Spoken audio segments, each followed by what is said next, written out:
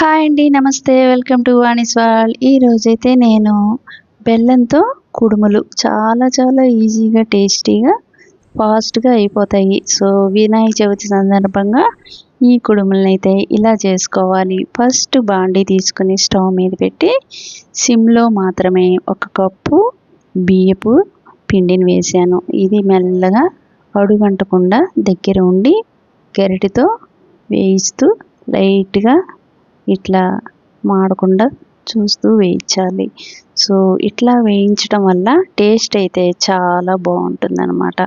కుడుములు చాలా చాలా సాఫ్ట్గాను టేస్టీగా బాగుంటాయి ఇలా వేయించడం వల్ల.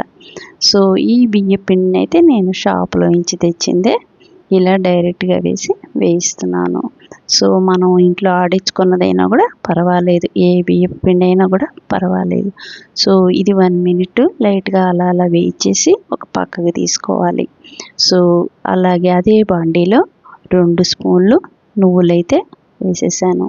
సో ఇవి కూడా సిమ్లో మెల్లగా చిటపటలాడేలాగా వేయించుకోవాలి.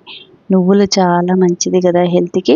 సో ఇది వేసుకోవటం వల్ల టేస్ట్ కూడా చాలా బాగుంటుంది. కుడుములు తింటుంటే నోటికి తగులుతూ నువ్వులు చాలా టేస్టీగా ఉంటుంది. సో హెల్దీ అయిన ఈ నువ్వులు తప్పకుండా ఒకసారి వేసి ఇట్లా చేసి చూడండి, చాలా రుచిగా ఉంటుంది. సో అదే బాండీలో 1 మినిట్ తర్వాత అదే కప్పుతో మనం బియ్యం పిండి ఏ కప్పుతో అయితే తీసుకున్నామో అదే కప్పుతో 1 కప్పు నీళ్ళనైతే వేసేసుకోవాలి. సో అంతకన్నా ఎక్కువ వేయకూడదు, మళ్ళీ ఆవిరిలో ఉడికించడానికి ఎక్కువ టైం తీసుకుంటుంది. సో అట్లాగే ఆ వాటర్ మరుగుతున్నప్పుడే 2 స్పూన్లు పచ్చి కొబ్బరి, అలాగే యాలకులు 1/2 టీ స్పూను, అట్లాగే బెల్లం 1 కప్పు కన్నా 3/4 కప్పు అయితే కరెక్ట్గా సరిపోతుంది. బియ్యం కొలుచుకున్నాం కదా బియ్యం పిండి, ఆ కప్పుతోనే 3/4 కప్పు ఆర్గానిక్ బెల్లాన్ని అయితే వేసేసాను. సో ఆర్గానిక్ బెల్లం వేయటం వల్ల మనకి ఇసుకలు రాళ్ళు లేకుండా ఇట్లా పొడులుగా చక్కగా ఈజీగా కలిసిపోతాయి. టేస్ట్ కూడా చాలా చాలా బాగుంటుంది. ఇలా ఈజీగా మిక్స్ అయిపోతుంది.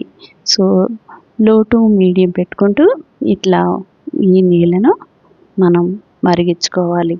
ఇలా మరగటం స్టార్ట్ అవగానే మనం పక్కన తీసి పెట్టుకున్న నువ్వులు బియ్య పిండిని ఇలా మెల్లగా వేస్తూ కలిపేసుకోవాలి. సో ఈజీగానే మిక్స్ అయిపోతుంది. మనం వేయించి పెట్టుకోవటం వల్ల ఆ వేడికి ఇది చక్కగా మిక్స్ అయిపోతుంది. సో చూసారా ఎంత చక్కగా మిక్స్ అయిపోతుందో. పాకాలు లాంటివి ఏం అవసరం లేదు, ఇలా కరగ్గానే మిక్స్ చేసేస్తే సరిపోతుంది. ఇప్పుడైతే స్టవ్ ఆపేసి ఇంకొంచెం బాగా మిక్స్ అయ్యేలాగా కలిపేసి చక్కగా గోరువెచ్చగా అయ్యే వరకు పక్కన పెట్టుకొని మూత పెట్టేయాలి. చక్కగా అది బాగా సెట్ అయిపోతుంది ఈలోపు. సో అది సెట్ అయ్యేలోపు మనము ఆవిరిలో ఉడికించుకోవాలి కనుక ఒక స్టవ్ మీద ఒక పాత్ర తీసుకొని వాటర్లో చిన్న స్టాండ్ అయితే పెట్టి నీళ్ళను వేడి చేస్తున్నాను. నీళ్ళు కొంచెం ఎక్కువగానే పోసుకోవాలి అడుగున, లేదంటే మాడిపోతుంది అన్నమాట.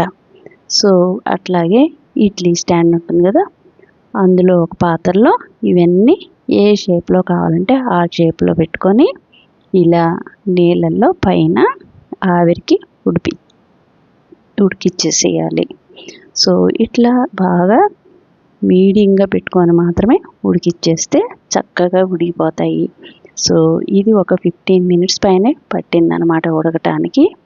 ఇలా మనం చక్కగా పొడి పొడిలాడేలాగా ఉడికించుకోవాలి. అవి ఆవిరికి ఇలా ఉడకటం వల్ల చక్కగా ఇలా చేతికి అంటుకోకుండా గరగరలాడేలాగా ఉంటాయన్నమాట. సో ఎమ్మీగా తయారైపోయింది.